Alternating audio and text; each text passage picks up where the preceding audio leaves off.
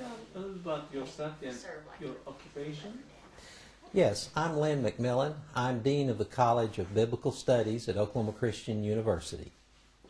What was your first impression about Turkish people and Turkey before you met IID volunteers? Well, you know, I didn't have much of an impression.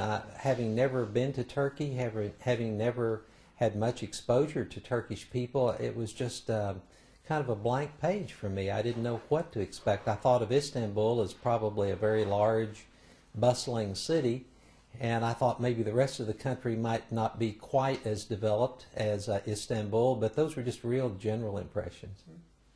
And have you ever hesitated to go to Turkey? And did your friends react in any different way? We really didn't hesitate to go. We had a lot of confidence in the people that invited us. And yes, we had friends that looked at us and were kind of, you know, a few of them voiced some concerns about whether it would be safe, whether it would be okay. But we really didn't have any concerns. And what struck you the most in Turkey during your visit? Oh, the hospitality of the people, absolutely. The hospitality. It was just overwhelming to us from day to day how hospitable people were, not only our guides, the people we dealt with in hotels, that we dealt with out in the public, the homes that we had dinner with in the evenings. The hospitality was at a level that I had really never experienced before. Very warm and friendly people. Did you communicate with the people in the with the host families in English, or was there a translator? We had translators part of the time. Part of the time we didn't. We would just smile at each other and perhaps communicate mutual appreciation. And at one particular home, I remember one evening we had dinner outside at a home right next to the Aegean Sea, and there was a teenage young lady who spoke some English, and we were able to have a very nice conversation that evening. Do you feel that they also communicate with their hearts when they offer you something? Do they do it with the sincerity? That's what. Well, I certainly took it that way. My wife and I both, usually in the evenings when we get back to our hotel, we would talk about what sincerity, what warmth, what personableness there was from the people that we had shared with that evening. And they always struck us as just very sincere, very genuine, warm people. And it would have been nice if we could have communicated even more with them. In fact, I think we would have enjoyed if we could have just sat and visited for a few more hours. How your impression about Turkey and Turkish people has changed after the trip? Well, after the trip, we feel like we know a little bit more about the country. We know something firsthand from seeing the cities and the countryside. We have a greater awareness of the depth of culture and history. But once again, I keep coming back to the people, because people, I think, are what really make any country or any civilization. And did the trip reinforce your hopes about establishing world peace? Well, actually it did.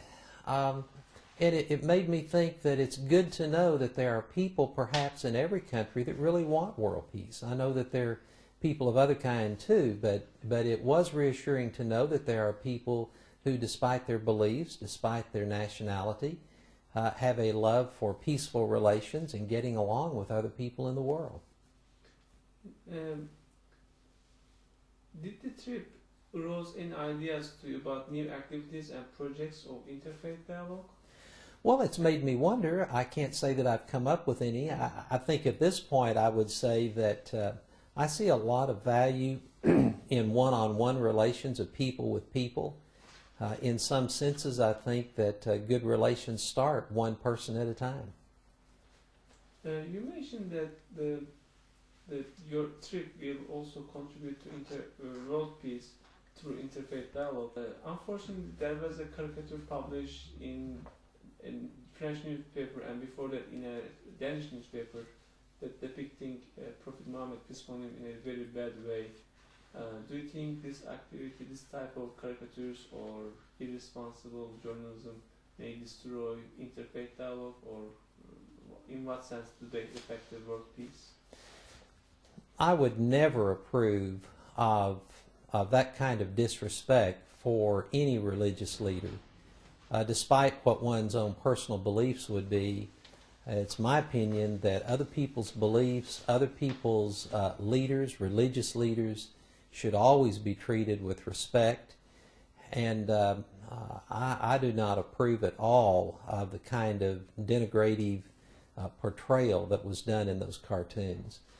And it is true that journalists prize their right to publish whatever they believe ought to be published. But there have been many times that I and other people have been really disappointed and upset at the irresponsibility that journalists sometimes use in the kind of things that they publish. And I do not at all approve of that kind of cartoon and caricature. Do you think that this type of journalism may widen the gap between people of faith? Well, it doesn't seem to help anything. I mean, the kind of thing that helps people to at least get along and to relate to each other positively is when they show mutual respect. I mean, each of us holds our beliefs very dear. I feel deeply committed to Jesus Christ, but I also want to treat with respect the beliefs of those around me who may have other beliefs. And I believe you visited some schools that are inspired by Mr. Gulen. What was the impression of them on you when you visited those schools? My impression was I wish we had some schools like that around here, because, and not that we don't, but it was very impressive to me to see the high value that was put on academic achievement, performance in all areas, whether the arts or the sciences. I don't know the details of what goes on in those schools on a day-to-day basis, but at least the brief tours that we took, the exposure that we had, suggested a very high level of educational performance and helping children to really achieve at a very high level. I was also impressed with the fact that at these schools there apparently is an effort made to provide that education even to children that cannot financially afford it.